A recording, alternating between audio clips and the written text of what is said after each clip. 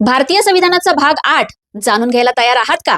भारताचा नकाशा बघितला की तुम्हाला राज्य दिसतात, पण त्या नकाशात अजून एक गोष्ट लपलेली आहे. काही प्रदेश जिथं सत्ता तुमच्या राज्याच्या सरकारकडे नसते, ती थेट केंद्राकडे असते. हो, संविधान म्हणतं की काही प्रदेशाचं प्रशासन थेट केंद्र सरकार बघतं आणि यालाच म्हणतात संघ राज्य क्षेत्र. याचं उदाहरणच बघूया. दिल्लीला मुख्यमंत्री आहे, सरकार आहे, पण पोलीस, जमीन, प्रशासनाचे मोठे निर्णय ते दिल्ली सरकारकडे नसतात, ते थेट केंद्र सरकारकडे असतात. कारण दिल्ली हे युनियन टेरिटरी आहे. मग प्रश्न असा आहे की केंद्र हे काही प्रदेश थेट का चालवतं? कारण तिथं देशाच्या सुरक्षितेचे, भौगोलिक महत्वाचे किंवा प्रशासकीय दृष्ट्या संवेदनशील प्रश्न असतात. तेव्हा देशाला एक समान निर्णय घेणं जास्त गरजेचं असतं. भाग 8 सांगतं भारतामध्ये असे काही प्रदेश जे युनियन टेरिटरीज म्हणजेच केंद्रशासित प्रदेश आहे, जे इतर राज्यांसारखे नसतात. त्यांचं अंतिम प्रशासन राष्ट्रपतींकडे असतं. आज भारतात 8 केंद्रशासित प्रदेश म्हणजेच युनियन टेरिटरीज आहेत. काही केंद्रशासित प्रदेशांकडे लोकप्रतिनिधी असतात, जसं दिल्ली आणि पॉंडिचेरीमध्ये. बाकी सगळे युनियन टेरिटरीज केंद्राकडूनच चालतात. हाच भारताच्या प्रशासनामधला सूक्ष्म आणि महत्वाचा फरक आहे, राज्य